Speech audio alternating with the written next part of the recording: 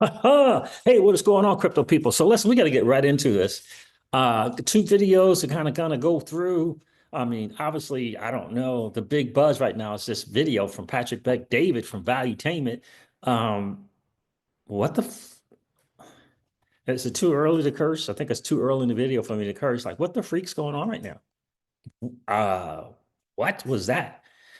Anyhow, E for is it E for effort? Why did I say A for effort when I posted to blockchain backer? E for effort, I guess. Delivery, definitely a C minus, bro. Definitely, I mixed, I combined fam and bro, and I said fro. Anyhow, all right. So listen, we can go over the market if you like. Let me know if you want me to go over the market. The market's just doing what the market does. I hope you got a chance to get some BTC and some, perhaps some SWI. I mean, I did. Snatched that joint right up. Surely did. Interesting stuff. I don't know if you guys saw this video. We're gonna kind of do like a little commentary over the video. Like, I don't know, bro. Like, I just think, right? I just think, look, I get it. Your audience, it's not crypto, right? I get it. Your audience is not crypto. I think you're mistaken on that. Maybe they're not 24/7 crypto like the CryptoCeej is fan, but they're not crypto. I don't know about that. I just really don't. But in any case, um, does that excuse, like, we're not asking, does that excuse you from knowing the difference between Ripple, the company, and the digital asset XRP? Because you and your audience is not, crypto like that. I just think we're not asking you to understand Ripple D. We're not asking you to understand uh, what's the consensus mechanism. We're not actually to understand the in and outs of liquidity pools and the automated market maker. We're not asking you to know that the XRPL had the first decentralized exchange, the first DEX in crypto. We're not asking you to understand that the XRPL, besides Bitcoin forks, was the second blockchain ever created. We're not asking you that. We're just asking you to, I mean, you got a stack of paper there, you got a team. Can't you just figure out the difference between Ripple, the company, and the digital asset XRP? Like, what the world? I'm not even sure I would ask you to know enough about centralization and decentralization, but surely it's just you don't have to be in crypto every single day to know that there's a difference between the company, Ripple, blockchain infrastructure company in San Francisco, and the digital asset XRP. I mean, is this asking too much? All right, so listen, if you guys can stomach it, we're gonna kind of go through. We're gonna go through this video. Oh, I don't know, man. I'm a big fan of PBD. I am. I, I don't know, man. Do better. Like, you got a team of people working for you. All right. Anyway, let's take a look. Something very strange happened with a post that the president made about cryptocurrency. That's like, if this happens, what else are you going to say? This could be exponentially explosive. Because when we go to the past and we're like, well, remember when we were skeptics about Bitcoin? It's ridiculous. Basically virtual currency, the same that you get for blasting aliens in a video game. Well, you know, Hal Finney and all this stuff, cryptocurrency. And then you're like, Julian Assange in 2011, 2012 accepts donations in Bitcoin. What? Why would he accept Bitcoin? He does. Winklevoss twins, they like Bitcoin. Yeah, those are the Facebook guys, right? Yeah. Richard Branson likes Bitcoin. Richard Branson, Elon Musk in 2014, first time he tweeted about it. Then in 2020, 2021, he bought $1.5 billion of Bitcoin with Tesla. Bill Gates initially said good things. Now he's critical about it. Then you think about institutions when they came in. 2020, MicroStrategy buys $250 million of Bitcoin. What? Why would he buy so much Bitcoin? Then Morgan Stanley, then others started getting involved. Then BlackRock starts a Bitcoin ETF, 150,000 Bitcoins they buy. Dude, if all of these guys are now looking at this, maybe I ought to consider a little bit of my portfolio being tied to cryptocurrency. And then the president puts this on Truth Social. You ready? President Trump on Sunday announces that he wants to establish a crypto strategic reserve for the U.S. government, kind of like It's just a lot of stuff. I'm not sure if we really understand, but anyway, he's talking to his audience. Got to get that right. We have to, we got to give him some, a little bit of grace for that. Anyhow, so nice little, research there is good. Got the video team editing, doing what they do. Cool. Let's continue listening. Fort Knox with gold, we're talking crypto. That will include things like Bitcoin, Ethereum, XRP Ripple, Solana, and Cardano. That was the other one I missed. Solana.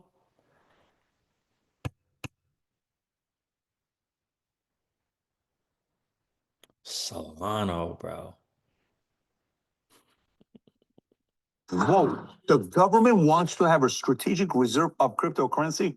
They do. What's left after that? Is this a way of saying confirmation at the highest level that you ought to maybe consider getting into it?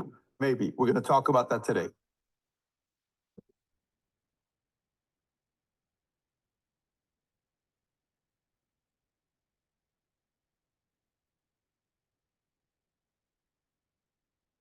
Give value out of this video, give it a thumbs up and subscribe to the channel. Let's get right into it. So 2 weeks ago, on February 16th, I ran a poll, and a poll says, which crypto has the best long-term technology? I didn't know what it was going to come up. I'm not a crypto guy. My audience is not a crypto community. It's very neutral. I put Ripple, Bitcoin, Ethereum, other, explain why. At the lowest was Ethereum, 9%. Other was 12%. Bitcoin, whom I thought was going to be 70%, was 35%, and Ripple came up at 44%. We saw the poll, we saw the stuff. He keeps calling it Ripple. Again, I don't think you have to be a crypto person, right? If look, you got an audience, you got a massive audience, come on. Come on. You got a stack of paper. No one told you, yeah, it's not Ripple. The asset is XRP and there's the company. No one? If no one told you, that's a fail. But the fact that you, PBD, did not just take some time to just figure that out, come on. Again, we're not asking you to understand what Ripple D is and the software for the XRPL. We're not asking you to understand how the validators work and the DUNLs and UNLs. We're not asking that stuff. Just know the difference between Ripple, the company in California, and digital asset XRP. Is that too much to ask? I don't think so. This is 179,000 people voting. So it's not 200 or 800 or 10,000. It's nearly 200,000 people voting. Then Gary Cardone retweets it and says, when people run a poll like this and they don't know what they're talking about, this is why people get confused. No problem. Then I challenge him. Why don't you run the same exact poll I run and let's see what it does on your audience? I don't know. I'm not a Ripple guy. I'm not a Bitcoin guy. I'm not an Ethereum guy. I'm a business guy. He runs it. The results when he runs it is the following. He said, you are 50 years old, worth $10 million, and going into suspended hibernation for 8 years, escaping complete world chaos. You are required to make 100% investment in one of the following and have 1 hour to make. And I'm going to say this real quick about these polls on X. Look, for me, they're misleading. For me, without question, they're misleading. The XRP army is one of an XRP slant XRP holders because they're two different groups. There are XRP holders and the XRP army. You understand? Just like his audience is not crypto people. They're business people who own crypto, right? So XRP holders, the XRP army. But on X, the XRP holders are on X and the XRP army is on X. It just significantly outnumbers 99% of the audience is on X. The numbers are just overwhelmed. The Bitcoin folks and bros, look, they're out off X living the high life. I just want you to understand that. They're not on X. These 2010, 11, 12, and even 13 Bitcoin owners, they're living life, man. Yeah, there's a guy, maybe I never see his post, but there's a guy, a Bitcoiner, he's a trader. I don't know if he's German. I think he's German and lives in Saudi Arabia. but he's always posting his trades. You guys probably know who he is. He's a nice guy. Like, I don't see his post on X, but he's always talking about Bitcoin demise. He's got a YouTube channel. Bitcoin's going to go crazy, do this. Bitcoin, you know, he's always promoting his channel and doing his thing. But he's an OG Bitcoiner guy. I don't know if I don't see him on X. He's not on X. My point is, there's still significantly more amount of people on X from the XRP community. You put anything up against XRP in a poll, it's going to lose. So I just don't, you know, I don't even know why Gary Cart wasted his time with that. We're going to get to this last part, then I'm going to Make a decision. XRP, Solano, US dollar, Bitcoin. XRP 67%, Bitcoin 30%. 23,000 people voted. I think this was taken down afterwards. Why? I don't know. When you look at what Bitcoin is versus XRP, you'll see one is centralized, one is decentralized. So this whole point, right? So why would you do that, Gary? I mean, Gary, PBD, why would you go with the decentralized and decentralized thing if you don't really understand? If you don't really understand, don't go there, bro. If you don't really understand, don't go there. You're just going off. I don't even know what he's going off. What other people are saying, I don't know. You got to be better than that. You don't cover politics and business and other stuff. It's just going off other stuff. You take some time, do your homework, and do your research. And you didn't do it here, bro. You didn't do it here. PBD, do better, bro.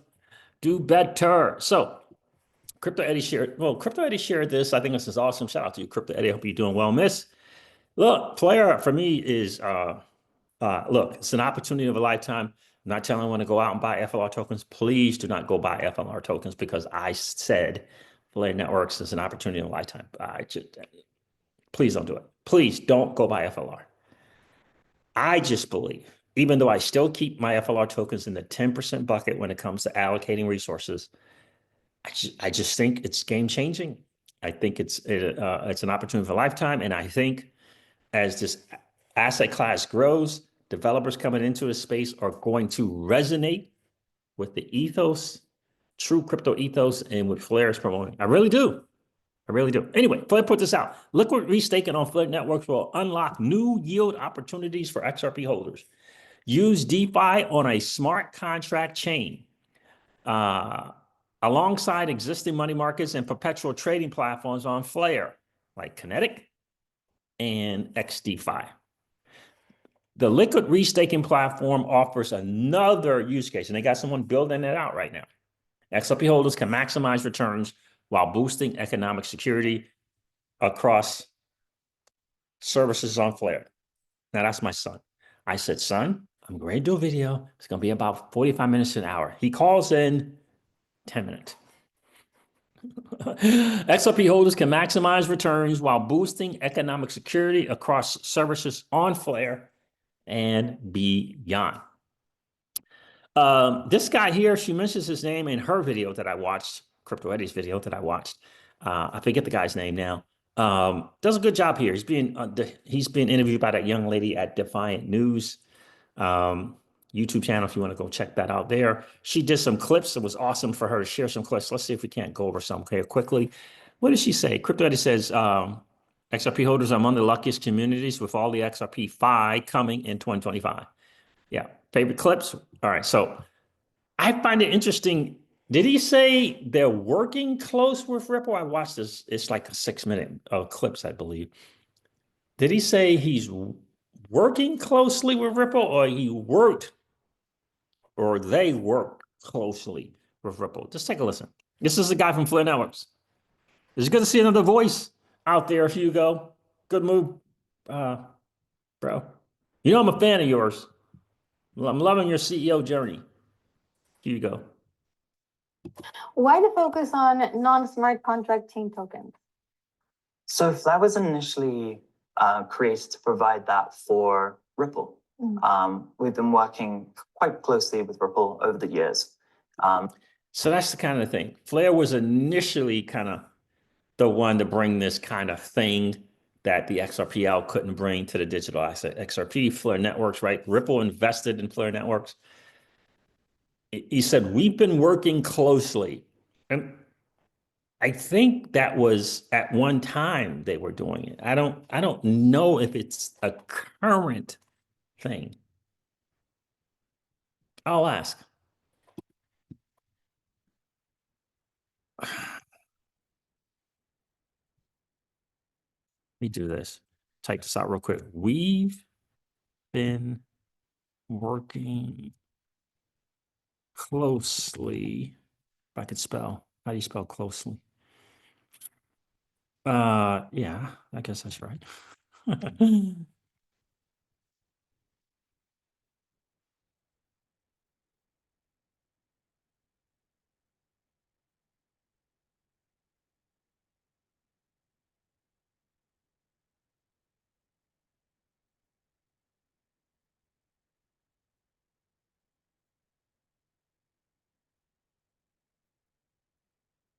Just to just to clear it up. So I said I put the quote, we've been working closely with Ripple. Is that a past or a present thing? You know, not the, anyway, we'll see. So I just wanted to cover it. So that part there was interesting. We've been working closely with Ripple. Okay. To deliver that solution so that XRP holders have the opportunity to use their Ripple on a smart contract chain in DeFi.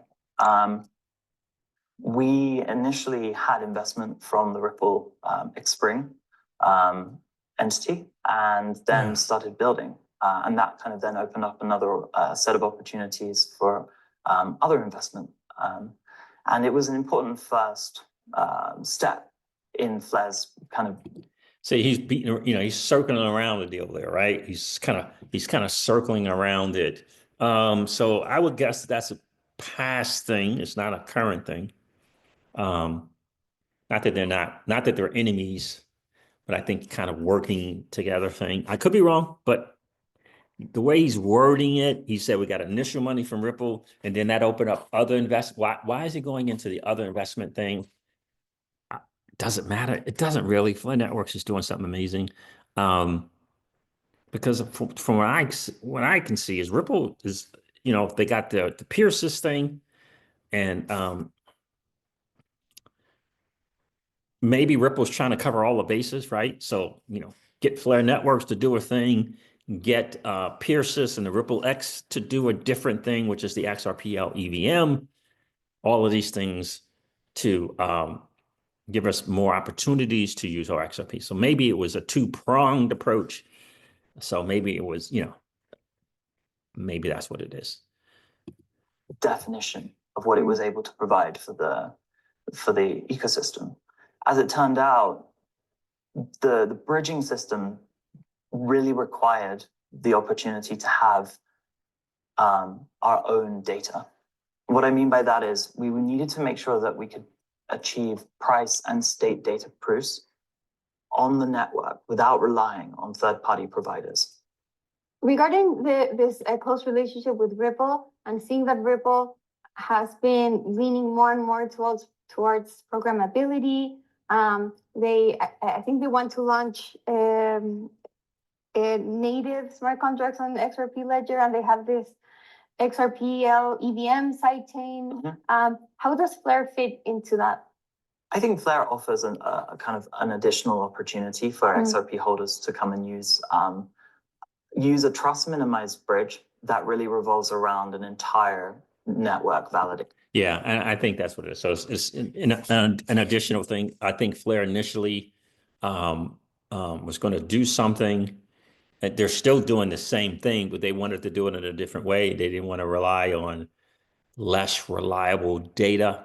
And Ripple was, doing the whole band protocol thing. So, I think that's kind of how they kind of parted ways. Obviously, Flare Networks is still building out something for XRP holders. And I think it's just a different approach. And I think Flare is right on this one. And I think, again, their ethos of true decentralization, scalability, and security is going to speak, and it's going to resonate with the builders. I know that's their plan. And I really think that's what's going to happen. But anyway, I don't want to go on too long here. This is a great clip here from Valuetainment. From Flare Networks, if you want to watch this whole 6 minutes here. But I don't want to go too long. So he did a great job answering the questions from that young lady. All right, fam, there it is. This wraps up your XRP Ripple daily news in around 0 to 10 minutes. I hope that it has been of value to you. This is a new setup here. So interesting. Very interesting. Hope it's been of value to you. I really, really do. If it has, do me a favor, hit the like button and subscribe to the channel, especially if you've been enjoying the Hangouts. That'd be super, super duper cool. So yeah, I'm back to doing the videos. I'll be doing some live streams later this week as well. It's a really cool time to be early adopting this new asset class that is the zero asset space. We are winning, my friends. I know it doesn't feel like it, but we are winning. So listen, I'm going to end this one like I do all my videos, remind you guys of this. Old money, yeah, they don't want you to win. But that's okay, though, because you and I, we're already winning. And I would ask you to consider this or perhaps ponder the idea or notion of living your life permissionless. I'll talk to you guys soon. See ya. Bye.